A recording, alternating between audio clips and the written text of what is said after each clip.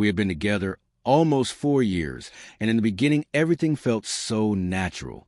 She was sharp, funny, and brought a kind of spark into my life that made each day feel alive. I really believed she was the person I'd grow old with. After a year, we moved in together and started shaping what I thought would be our future. We dreamed out loud about marriage, kids, a lifetime built side by side. I gave her my full trust, my loyalty, everything I had to give. But slowly, things began to shift. At first, it was small. She stopped reaching for my hand in public. The sweet little messages she used to send during the day disappeared. Her mind seemed elsewhere, and whenever I asked her something was wrong, she'd brush it off. Work stress, exhaustion, just a bad day. I wanted to believe her, so I did. I convinced myself we were simply going through a phase, something temporary.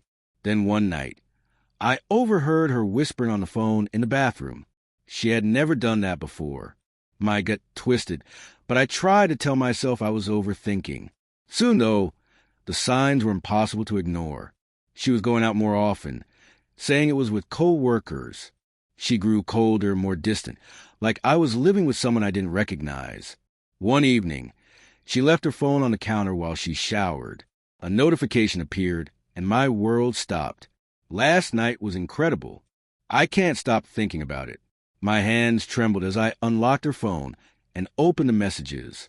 There was photos, voice notes, detailed plans. She had been seeing a man from her job for months. When I confronted her, she didn't even try to deny it. No tears, no apology. Just an empty stare as she said, "It's over. I feel alive with him. You're too sensitive, too emotional. Accept it and move on." Those words cut deeper than anything. I had given her everything, and she dismissed me like I was nothing. That night, I packed a bag and left. No screaming, no dramatic scene. On the outside, I stayed calm, but inside, I was wrecked.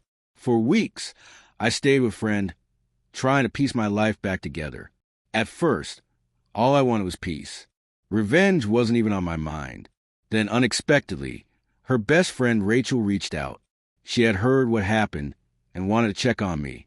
Rachel had always been kind, and she told me she never understood why my ex treated me the way she did. We started meeting for coffee, just talking. For the first time in a long while, I felt like someone actually saw me. One evening, what was supposed to be a simple dinner turned into hours of conversation. That night, Rachel admitted she had always thought I deserved better, but kept quiet out of respect. The honesty in her eyes hit me hard. It felt right, natural, and we shared a kiss.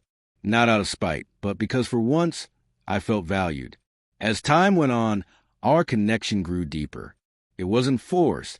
It was effortless and genuine. Eventually, I posted a photo of us together at a concert.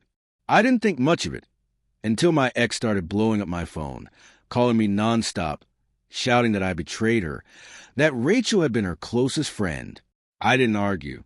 I reminded her of a night she told me to accept her choice and move on. So that's exactly what I did.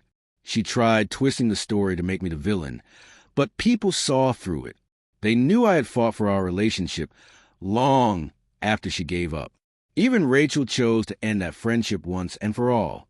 Now, I find myself in a place I never imagined, beside someone who respects me, who truly cares.